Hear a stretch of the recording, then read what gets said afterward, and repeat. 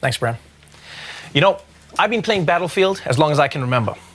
And over the past 16 years, these games have come a long way. To say the Battlefield franchise has been in an awful, no good, terrible state the last decade or so would be an understatement.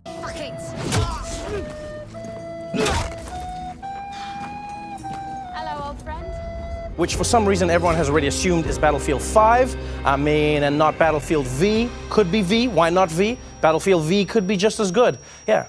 EA DICE lost a lot of player trust, and that's why seeing the immediate excitement surrounding the new Battlefield is encouraging, but also there is a need to hold back on getting too hyped yet. As a former EA DICE employee outlined recently, this is a new era of an unproven studio led by Vince Zampella, which has done amazing things, but again, just a new studio, with a lot that we don't know what to expect out of them. Now, almost all of the talent that made Battlefield what it is are gone. You can look to the Battlefield 1 credits and see that. The last entry in the franchise that felt like it was received very well by gamers. Now, the next Battlefield is undergoing testing, a part of the recently announced Labs program. A lot of footage has leaked, and it does look great. It actually looks like a Battlefield game, full of destruction and a strong focus on warfare, but there are still so many ways this can go wrong. Battlefield 5 and 2042 were notoriously both plagued by lacking content, missing features, not delivering on promises, and overall just feeling unfinished among many other problems. Some small issues with this new Battlefield have already been found, such as how the support class works, and players rightfully have said that's the point of Labs, for the devs to listen to feedback and iterate. Except we've seen how in the past this developer didn't listen to feedback and it turned the community against the game and the developers, but that was the past and this is a new era. The excitement with this new Battlefield started months ago when the first details and images were shared during an investor event. EA executive Laura Meal said Battlefield's core tenets are all-out warfare, epic scale, massive destruction, and high-intensity action. She also admitted 2042 wasn't what fans of the franchise wanted, and there was a significant shift in approach with this new game. Byron Bede, the GM of Battlefield, also emphasized their commitment to listening to player feedback. We're really going to start that with what is now Battlefield Labs. He also said that Vince Zampella and EA were all in on this franchise. All encouraging things to hear, and now these remarks recently got the attention of a former EA DICE developer who had a lot to say about why fans should probably temper their expectations right now. So where this story really begins to take shape is specifically with this account coming from a former EA DICE developer under the, hidden name of Risible. And this is what sparked a lot of conversation within the Battlefield community, with some saying this isn't true and back and forth, but they said the Battlefield section from EA's Investor Day, which was about 6 or so months ago, has started to generate sparks of hype for the new game. It'll certainly be different because 98% of the people who made previous Battlefield games have left Electronic Arts. And if you've been following this industry, when we see this trend of, mass developers leaving a studio, usually indicates that problems are going to ensue, and we've seen that the last number of years with the Battlefield franchise. But this account really this take didn't go off until people started finding it, and then questions about its authenticity started to come up. Because again, it only has 11 followers, but this is a games industry pro. They talk about their credentials here, and we actually did have another website verify this developer's account along with some other details we'll get into later on this video. But yeah, most Battlefield 6 developers never worked on Battlefield games before. That is the headline of this article, and it goes on to mention that to address the elephant in the room up front, although the report was shared anonymously, 80 Level can confirm that Risible is indeed a former DICE employee with knowledge of the studio's behind-the-scenes operations. However, as per the author's request, their identity will remain undisclosed. Now, this gets us back to what Risible had to say, because it was a lot more details about some of the behind-the-scenes stuff that's been going on and why they're extremely worried about this next Battlefield entry. So first off, it goes back into the past and talks about where things really started to go wrong with Battlefield and EA DICE, and talks about Patrick Soderlund, who was in charge of EA Worldwide Studios, which pretty much means he was in charge of all non-sports EA games, and that was for a number of years. Soderlund ran EA Studios out of the DICE office in Stockholm for 14 years. He was DICE's guy. He was also, I believe, the CEO of DICE for a while as well. well, and favored protected the studio within EA's studio system, but that only is a protection that can be given if you guys are, printing results, which EA DICE was doing up until around 2016. But it goes on to mention that DICE leadership, though, did change in 2016. This is where problems started. The DICE GM, Patrick Bach, who was EP on Battlefield 3 and general manager during Battlefield 4, left DICE.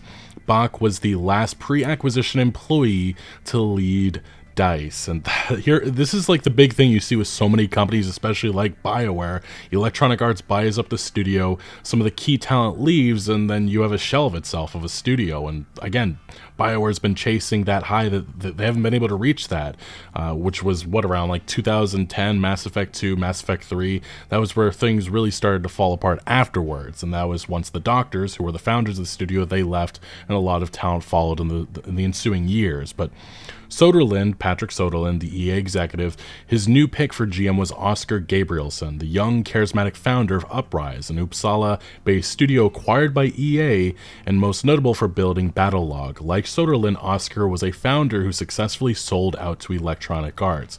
Oscar took over while Star Wars Battlefront 2 was well into development, and yeah, you guys know exactly what happened with that, the whole loot box controversy. Neither he nor Soderlund recognized the game's design flaws, the loot boxes, and the outrage that was going to ensue over that ultimately led to its incredibly controversial launch. Although, let's be honest, Electronic Arts executives and some of the other stuff that was going on, Reddit comments, really hurt so much more as well.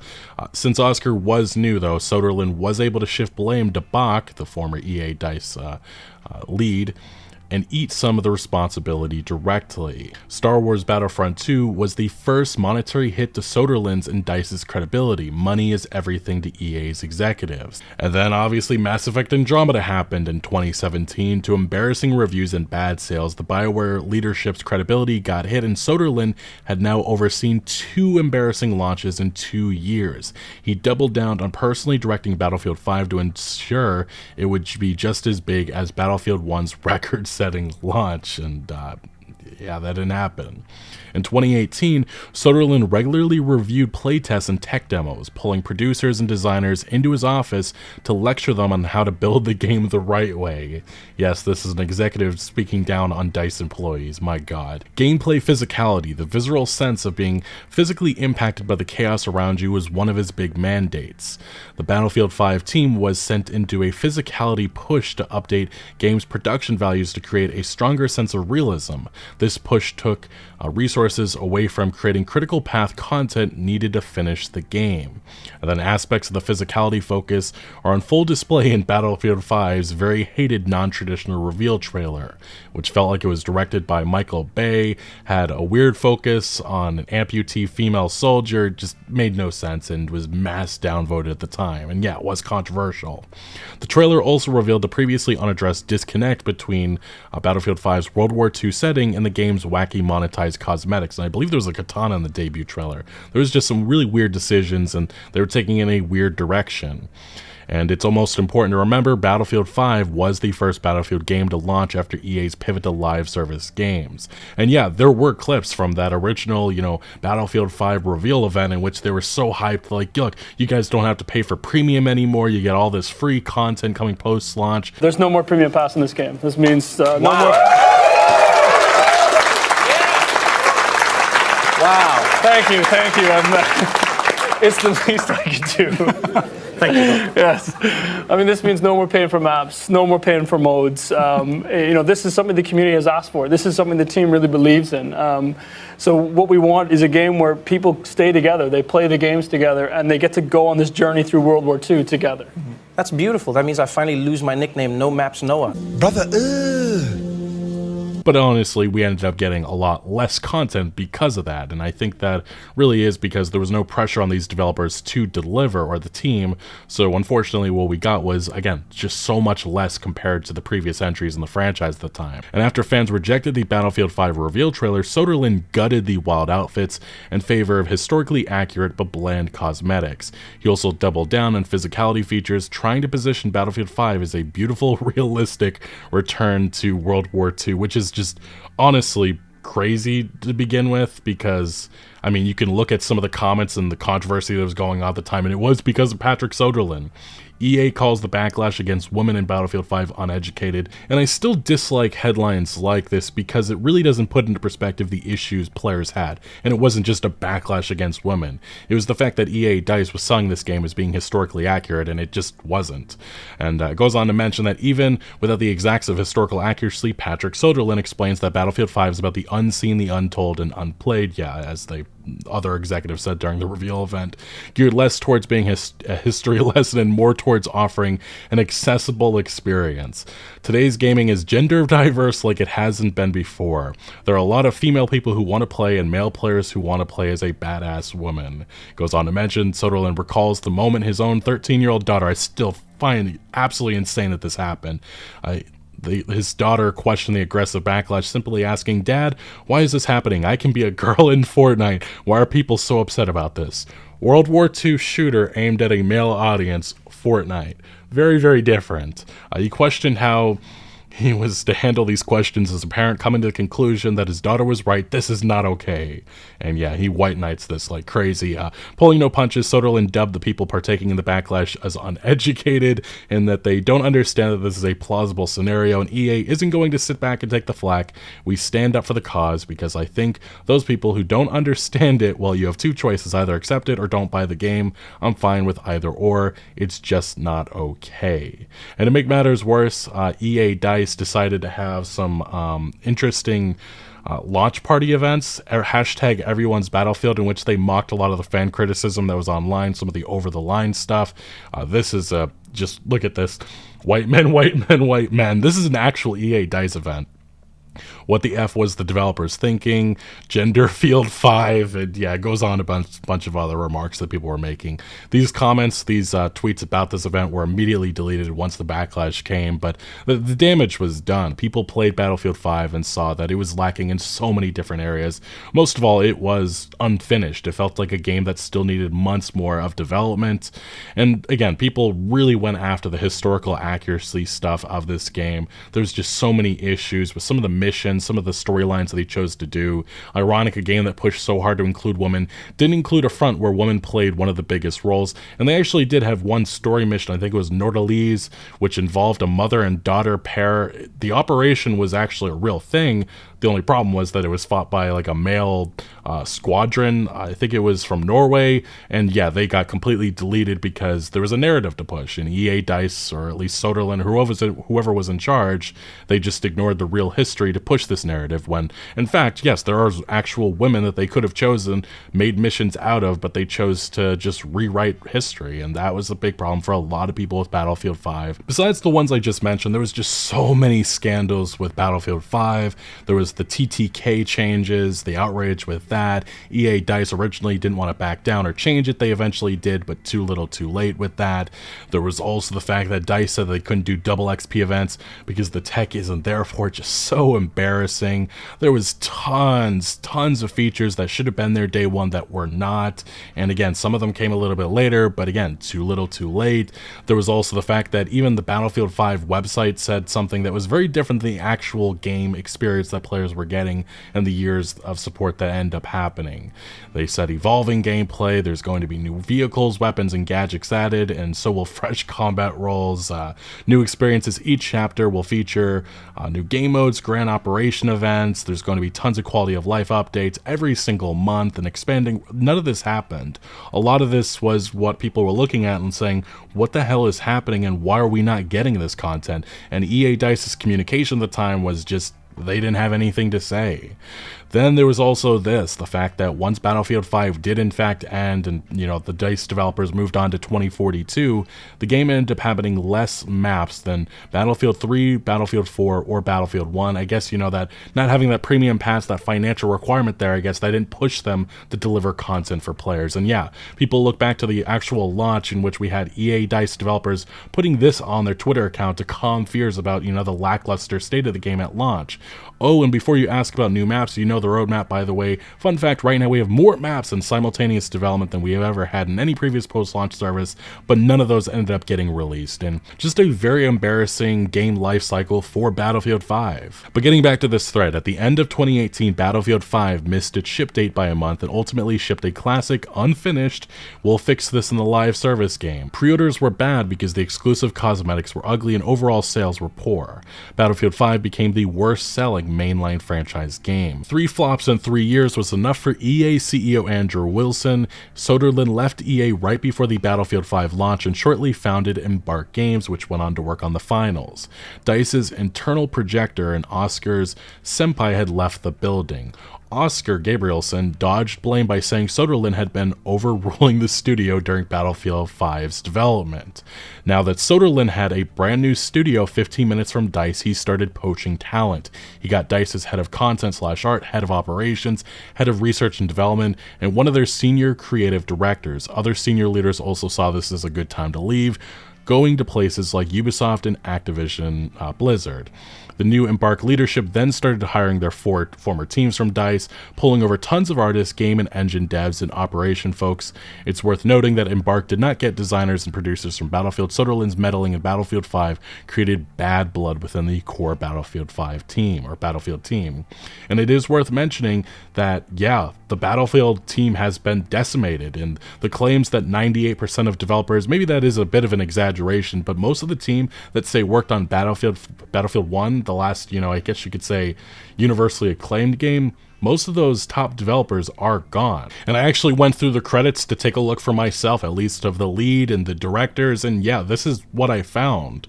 Of the directors team of Battlefield 1, everybody's gone. 1, 2, 3, 4, 5, 6, 7, 8, 9 directors all gone. The creative director, senior producer, design director, technical director, all gone. And then you get to the leads of each department.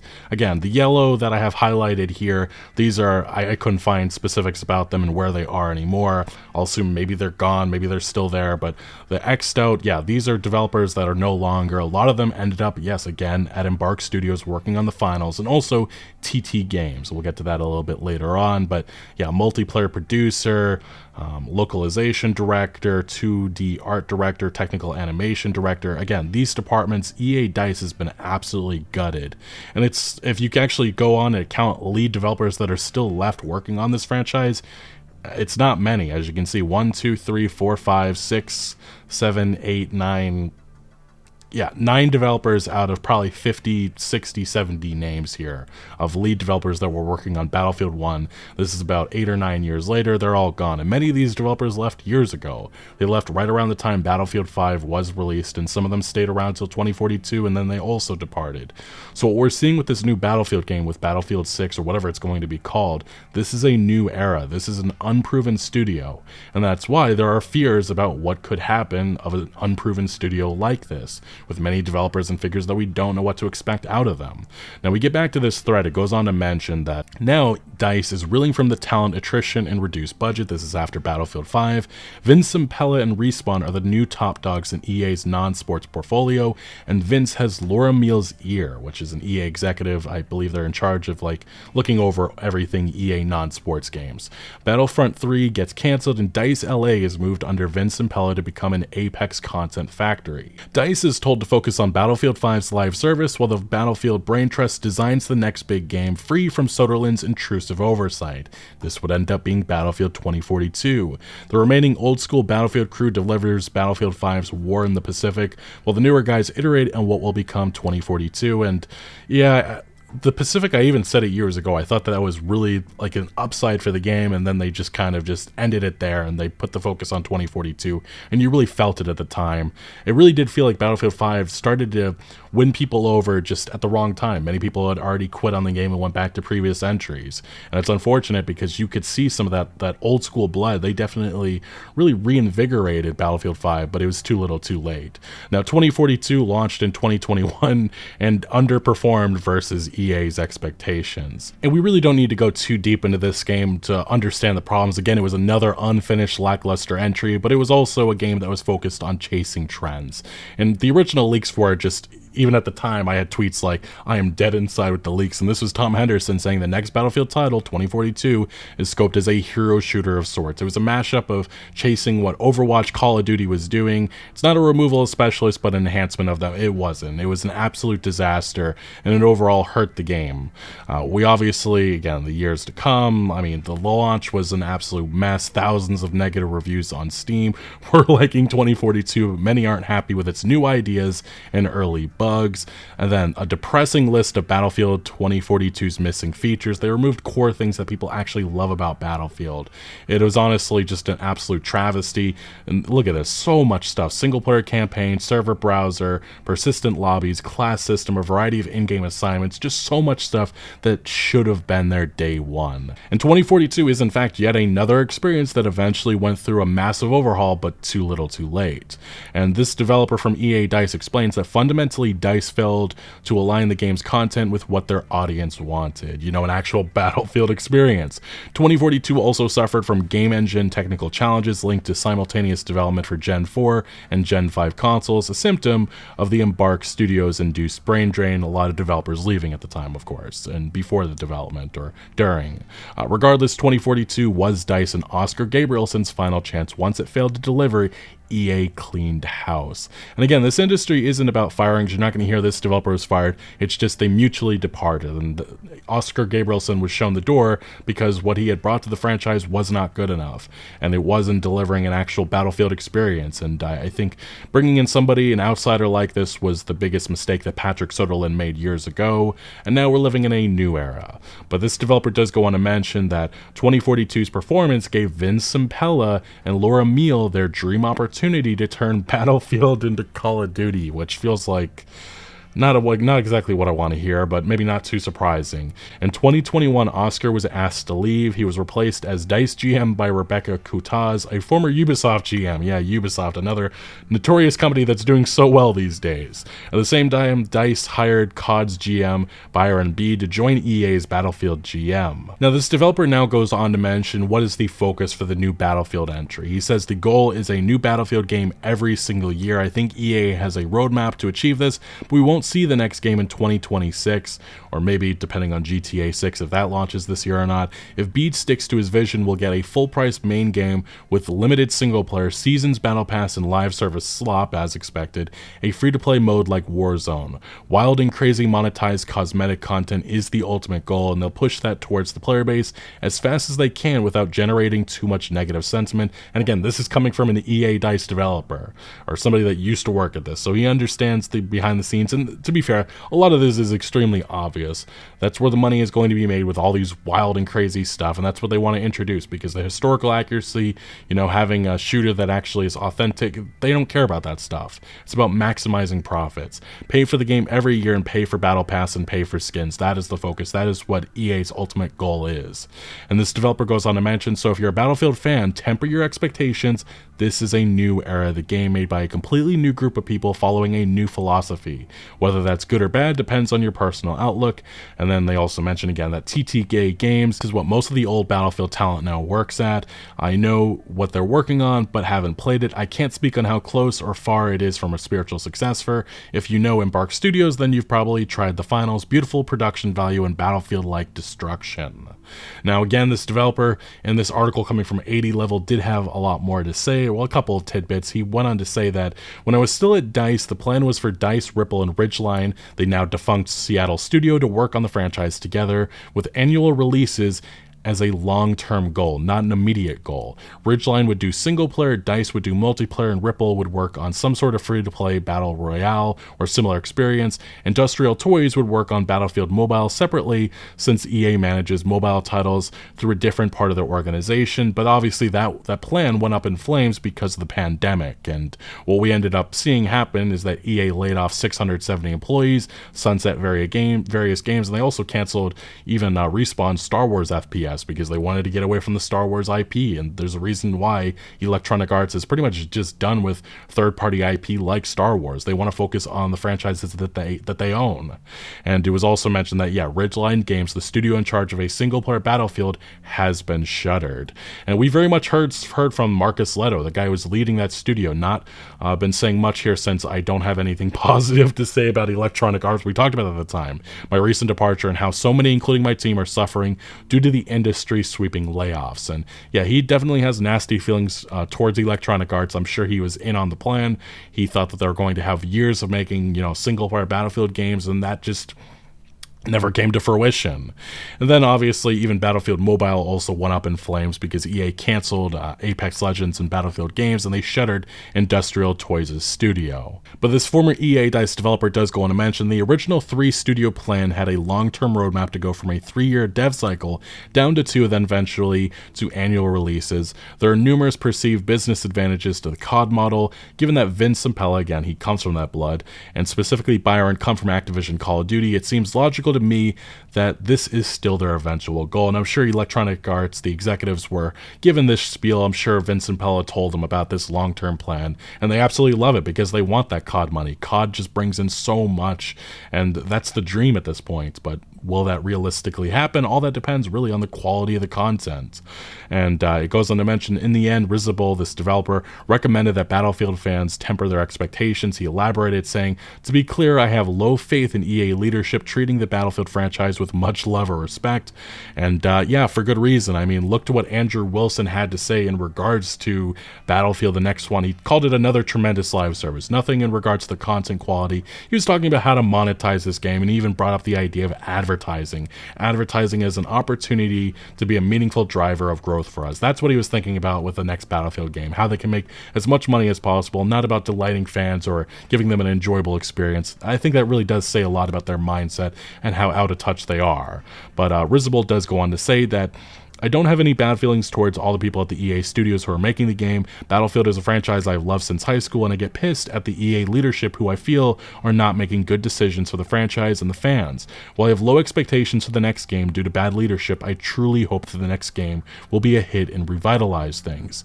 And right now we have seen fans, voicing, we are so back based on the early footage and the leaks that have been happening on social media, but it's very much you just gotta pause. Even if they manage to get this game, looking good beforehand, it all comes down to release day.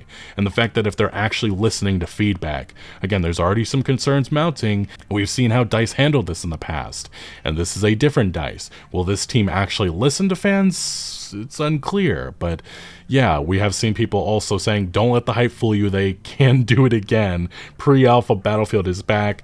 It's a beta, I'm sure it's fine. Release, what the why? And yeah, I mean, they're doing a lot of things right so far. I mean, they brought the scoreboard back, but again, it's all about launch day and about if they actually create an experience that isn't unfinished and broken. And I saw somebody write this as a tweet, and it perfectly summarizes my feelings. Is it going to be as unplayable as the last Battlefield game, pay full price for something that is almost a full alpha build, which is something you could say really about 2042 and Battlefield 5. But yeah, very much so. This is something that people said after Battlefield 5 in regards to 2042, and I still think this is very much so accurate to the next Battlefield game, even with all the leaks and all of the footage that's online.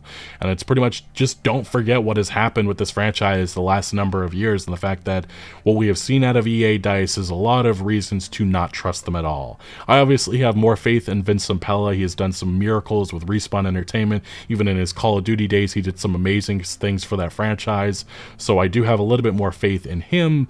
But again, this is an unproven studio and an unproven team, and so far things look good, but this EA DICE developer definitely outlines a lot of chaos the last number of years, and also a team that is very much so unproven.